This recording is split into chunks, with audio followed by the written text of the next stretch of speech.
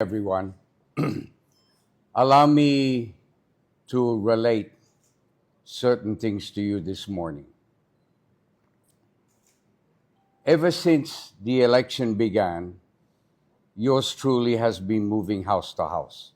Okay, so I began in Buxhill North, Buxhill South, then Metro Gabo, then Lataag, then San Mateo, then Salit Bulangon, and then Balatong, Vira, and then Santa Maria. Now, in all the places where I went campaigning and went house to house, there was absolutely no problem with the Philippine National Police. In fact, I was surprised that there were policemen who would salute me, smile, greet me as I went house to house in all these respective barangays. Now, everything changed yesterday when I campaigned in my barangay, in Barangay Kalayab. So I began in Purok 1, and while I was campaigning in a specific house, suddenly a mobile police patrol arrived outside the house. Now, after that, I left the house and then went across the road and continued up Purok 1. I continued to campaign, and in fact, when I came out of one house, the policeman even smiled at me and one even saluted. So I continued to campaign. Now, there are some people who ask us to go inside kasi it's masyadong napudot. Okay, so people ask me to enter the various houses where they have air conditioning or they have fans. So in one particular house, we were invited inside. So I went in, and there was a family there with their relatives. And so, I do my campaigning. I talk to them. Now, while I was talking to them, suddenly one of our coordinators came up, opened the door, and said, "Oh, there's a policeman outside that's announcing on a megaphone, the megaphone of the police patrol car, that no to vote buying, no to vote buying." So we're all inside. So we laughed and we continued with my discourse with the people inside the house. After we finished, we got up and I went out, and I was surprised because this was on a terrace and I was looking down. I was surprised that the COP was there. Our Lieutenant Colonel Andrew Rabang was there looking at me rather ominously. So I'm thinking, why is he here? So anyway, I went down the steps, and when I went down the steps, I saw that there was a policeman filming me. And syempre, that sort of triggered me, and it triggered my I-atenti asawa, Monet. And kasi I was wondering, why was the chief of police there? Why was this policeman filming me? And you've all seen the video of my response, okay? Now, after the confrontation, which was very short, very quick, we continued to campaign. I just walked away together with all of my coordinators, and we walked to other areas where we continued campaigning. Now, as we walked to the other areas, we noticed that there was maraming police patrol, maraming mobile patrol cars. There was about 4 mobile patrol cars. One of them was a mobile patrol from Bacara. Why was a mobile patrol from Bacara there? Then there was also a mobile patrol from INPPO, from Ilocos Norte National Police. Then there were other cars there, but they were hiding their LGU where they were assigned. They were covering it, okay? So it begged the question, like, why are there so many mobile patrol cars here? Later on, as we were campaigning, there were people coming and telling us that there were policemen going to people and saying, "Oh, what did the mayor say to you? Oh, what did the mayor give to you?" And they were really sort of intimidating people and sort of harassing people, okay? So, syempre, we got medyo gulat that this happened, okay? And this begs the question, why did this happen in my own barangay when I was campaigning with all these other barangays and there was never any untoward incident? There was no problem with the Philippine National Police except in my barangay. Okay? Now, I want to address certain issues. Okay? Please listen very carefully. Many of our supporters are being harassed and intimidated.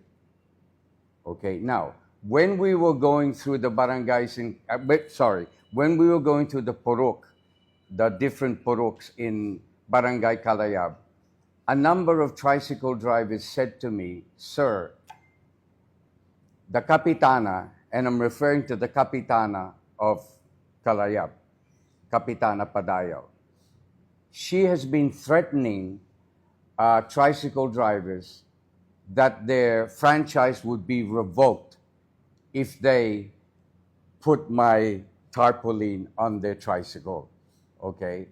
And threatening them because they're my supporters. Because of that, and this is being done in many barangays, that tricycle drivers are being threatened that their franchise would be revoked. That's why when you go around, you see very few tricycle drivers with my tarpaulin, okay? Because people are medyo takot. Now, what the people must understand is that a kapitan can only endorse, okay, a franchisee. As long as that person applying for a franchise can meet all the requirements, it is my prerogative to approve it.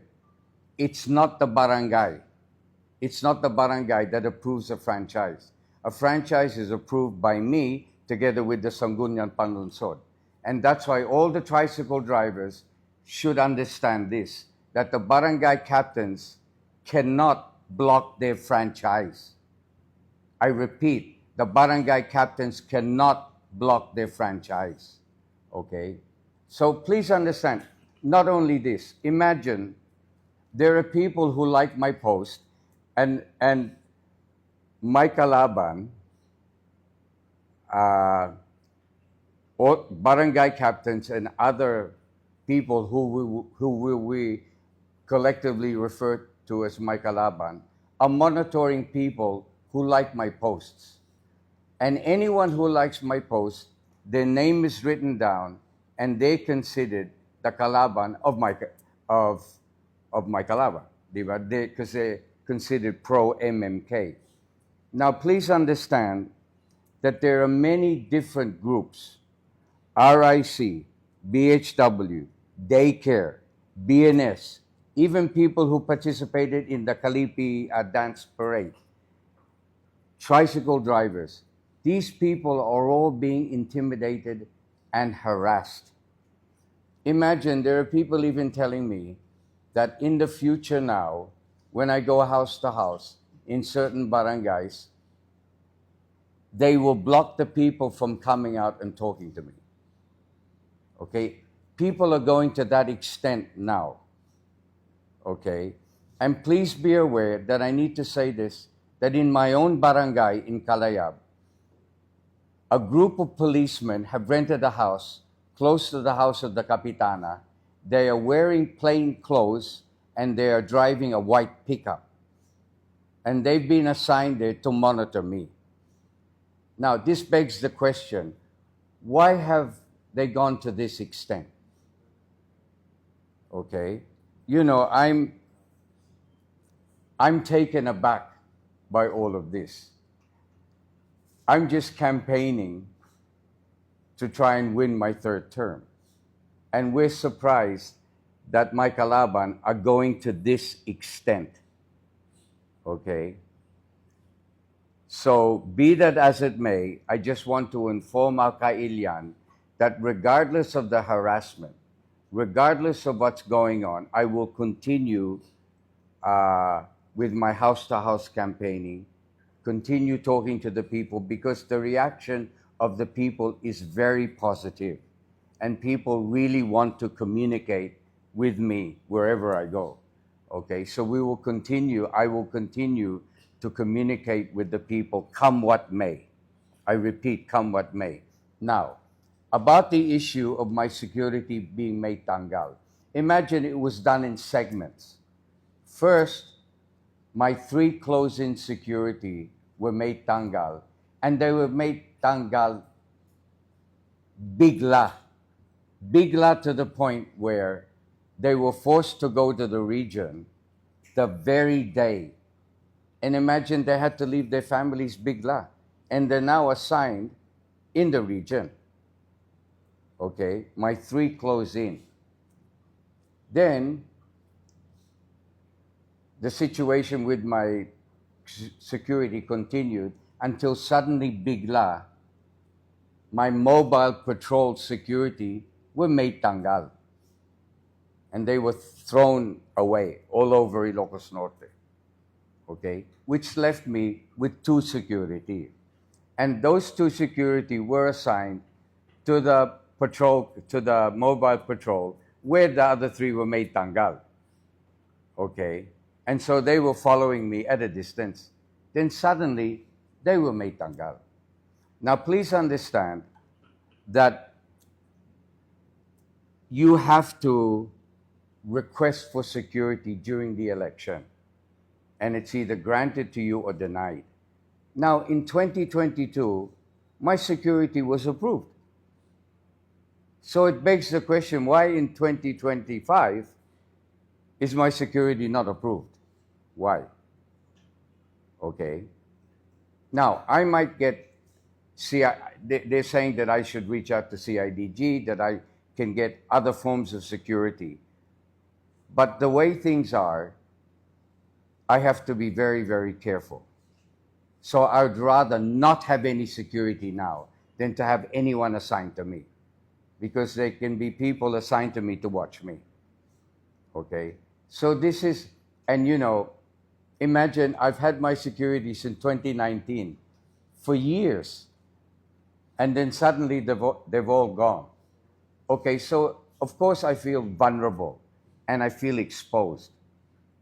And I wonder,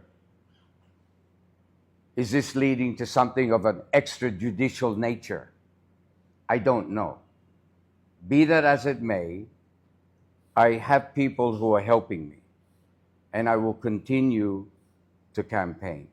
I'm just telling you that the way things are being done, it begs the question, why? Why do this to me, especially in my own barangay? So that's what I wish to state. And I'm not taking any questions. I'm not taking any questions, thank you. Okay, I just wanted to relay this to you. Thank you.